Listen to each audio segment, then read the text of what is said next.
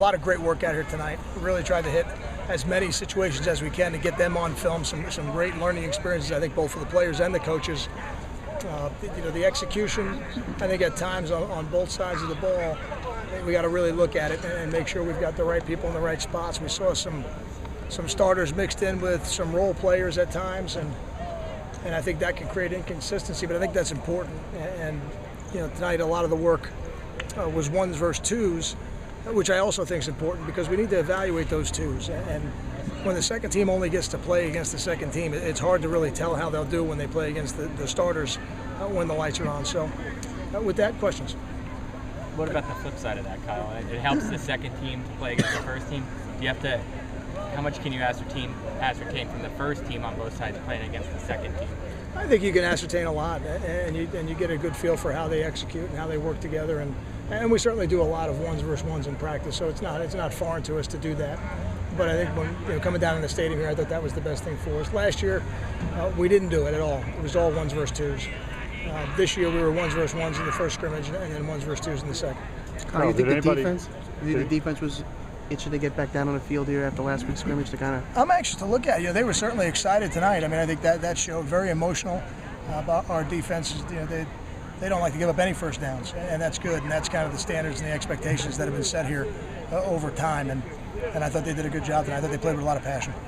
General public likes to read into these stats, whatever they may be, but is it tough to gauge? I guess it was hard to get a rhythm tonight for almost anybody, right? It really is. It really is. And you try to create a game-like atmosphere, and we come in here at night and we put the lights on and we got the scoreboard going, and we're fortunate to have the conference officials that did a great job tonight, Tracy Jones and his staff.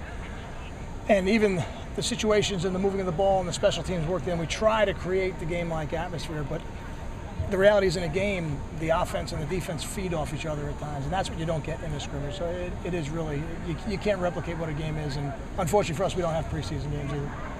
Carl, any your thoughts on the kicking game just in general? I'm talking about the plays, what we saw from the punting and then the kickoffs. I think I've seen enough from Nick to feel pretty good that he's going to hit the ball consistently for us. We didn't give him a lot of opportunities tonight to do that. I don't think our kickers were very sharp, our place kickers. I don't think Kyle and Nick we're hitting it well tonight, and that's concerning. It's certainly concerning, but we've got a little ways to go here before the first game, and I think we've got to settle on a starter and give him a number of kicks to make sure he's ready to go in that first game. Kyle, did anybody, I know you got to look at the tape, did anybody flash at you tonight that you saw? Did anybody? It's so hard for me because I'm trying to really navigate the scrimmage itself. Aside from the 2-minute drills, I try to stay separated from it so I can make sure everything runs as smoothly as possible. You don't ever take anything for granted. We got a young man on our team named Brian Verbitsky who's a walk-on who made a bunch of tackles tonight, and maybe there's a place we need to use him on special teams if we're not doing it. I saw Darius Hamilton at times in the backfield. I saw Marcus Thompson play with a lot of passion. So, but without seeing the film, it is tough to say. What happened with Quanzel there? Is he all right? We got to evaluate it tomorrow. It's a shoulder, but I don't think it'll be a long-term thing. I think he wanted to come back in, but we're not going to risk that right now until we get a full evaluation. Kyle, how much guards? That's one we're really going to have to evaluate on tape. It's the offensive line is not a position really that you can evaluate with your eyes out here on the field. How much is Janarian showing you as a punt returner in terms of his consistency and how much you can trust him?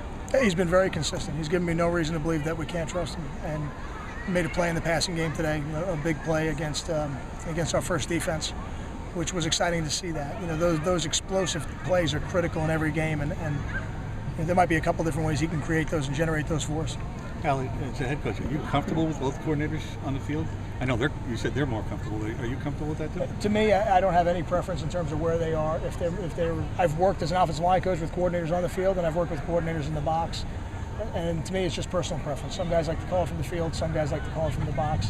But both of the ones that we have experience doing what they're doing, so I'm perfectly comfortable with it. Any advantage that you see being on the field? I think the advantage to being on the field is that you get a little bit better feel for the players and how they are and how they're doing. And if you have a younger player, being in his head a little bit in terms of making sure that he is in the moment and not getting overwhelmed by the situation. But the coordinators I've worked with that have been in the box have to rely on the assistants on the field to relay that information and handle those situations. But I'm perfectly comfortable with Ron and Dave being on the field. I think that they've both had a lot of success doing it. Kyle, how about the running game? It seemed like we saw a lot more at Desmond tonight and less at Justin. Is that just the way it worked out, or did you want to give Desmond a longer look? We definitely wanted to give Desmond enough, give him a look. He's been out a little bit, and Justin's been taking some reps in practice. But I think some of those drives, like I said, they're not. We weren't looking for a goal of play numbers. We wanted to get the situations in, and some of those drives were 3 plays, and some of those drives were 8 and 9 plays. And tonight wasn't the night where he may have been in for those. 12 days out, how close do you think this team is to being game ready? I think we're close. Yeah. I think we're close. We've got all the key is getting all the situations in.